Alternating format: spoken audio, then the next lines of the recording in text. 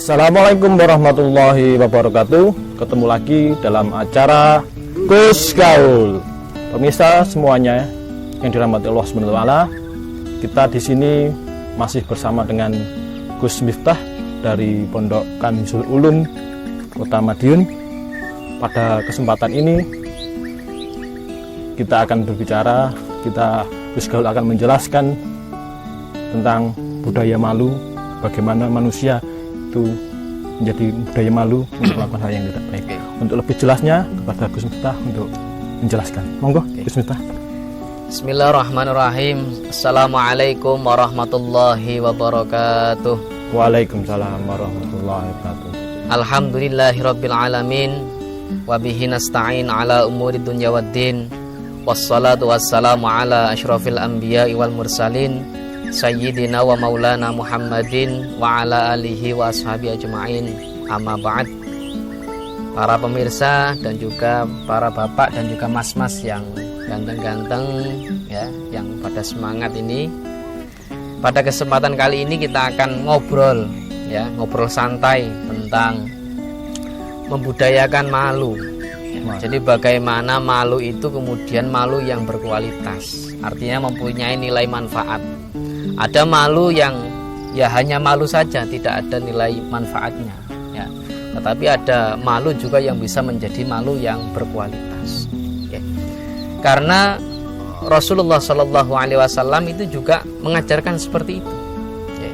Jadi ada hadis yang mengatakan karena Rasulullah Shallallahu Alaihi Wasallam ahsanan nasi hayyan. Nah, jadi Nabi Muhammad itu adalah orang manusia yang paling bagus dalam hal malu. Malu yang seperti apa? Nah, malu ketika melakukan hal-hal yang tidak baik di mata Allah Subhanahu wa taala jelasnya. Atau kita itu malu ketika kita melakukan dosa. Ada orang yang malu untuk melakukan kebaikan, itu juga ada. Nah, itu malah yang tidak bagus. Disuruh mimpin tahlil, disuruh khutbah, disuruh ngimami sholat, malu. Padahal dia bisa. Nah, tapi ada malu juga yang baik. Contohnya yaitu tadi ya, misalkan kita itu melakukan dosa ya, kita itu melakukan dosa ya. Misalkan kita tidak melakukan sholat atau tidak puasa ya, ataupun melakukan maksiat, kita malu di hadapan Allah. Karena apa? Kita merasa diri kita itu kotor gitu. Nah, itu. Jadi malu yang berkualitas. Padahal kita itu setiap hari, bahkan setiap saat itu kita merasa diri kita itu paling baik.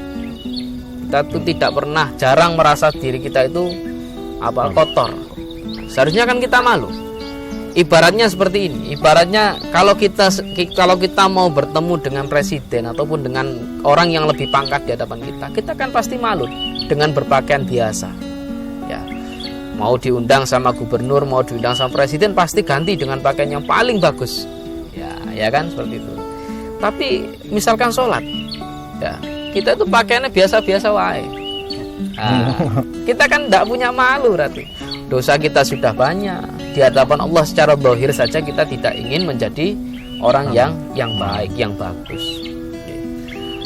Bahkan sampai kita itu gini, Pak. Hati kita itu kan biasanya meminta doa itu doa yang yang kelas-kelas tinggi, doa-doa yang pengennya enak-enak saja. Contoh katakanlah setiap hari kita akan minta surga, ya kan? Pasti toh. Setiap hari pasti kita minta surga loh, Pak. Ada doa Allahumma ya inna nas'aluka ridhoka wal jannah.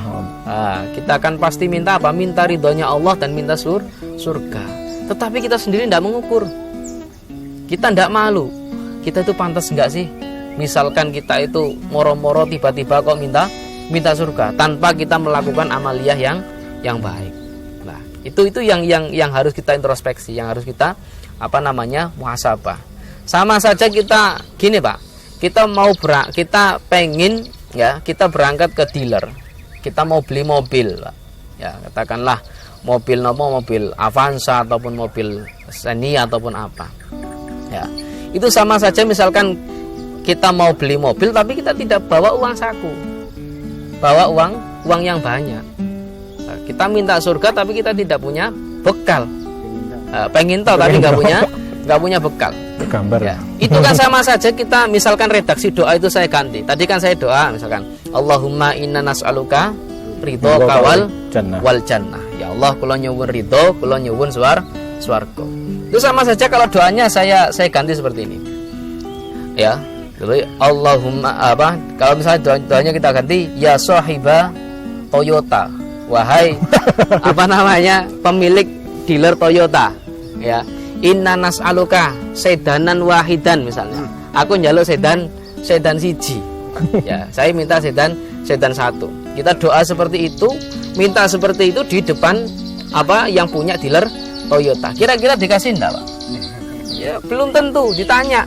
Lah mana uangnya? Mana bekal kamu? Oh, iya. Tidak ada, ya enggak bisa. Nah, jadi gambarannya kalau kita analogikan, kita itu minta surga tetapi kita tidak mengembangi dengan rasa malu kita. Sangune opo sih? Bekalnya apa sih? Nah, jadi kita harus membudayakan malu. Malu yang seperti apa? Malu yang berkualitas itu adalah malu ketika kita melakukan perbuatan dosa di hadapan Allah Subhanahu wa taala. Nah, gimana Gus kalau misalkan kita sebenarnya mampu tapi ketika mau maju ada perasaan aku nanti kalau melakukan hal ini ya bisa atau malah memalukan banyak orang, itu bagaimana gitu ya? Nah itu jadi kalau dalam apa namanya kitab Idhatun Nasyi'in itu ada bab namanya bab ikdam ya. Jadi seorang pemuda ya, seorang pemuda jenengan semua itu harus punya sifat ikdam. Ikdam itu berani untuk maju, Pak. Berani untuk maju untuk apa? Ngopeni masyarakat. Bersosial dengan masyarakat. Masyarakat butuh apa? Lah, kalau misalkan kita yang katakanlah kita yang santri ataupun kita yang dianggap sama masyarakat itu mampu kemudian tidak berani maju. Lah yang maju kalau orang yang tidak mampu bagaimana? Kan tambah repot semua. Tambah bisa merusak semua. Ya. Misalkan disuruh apa namanya kita disuruh mimpin sholat, disuruh mimpin sholat subuh. Kita tidak mau. Tiba-tiba kita menunjuk satu orang yang tidak jelas bagaimana sholatnya. Tiba-tiba ngimami sholat subuh 3 rakaat misalnya.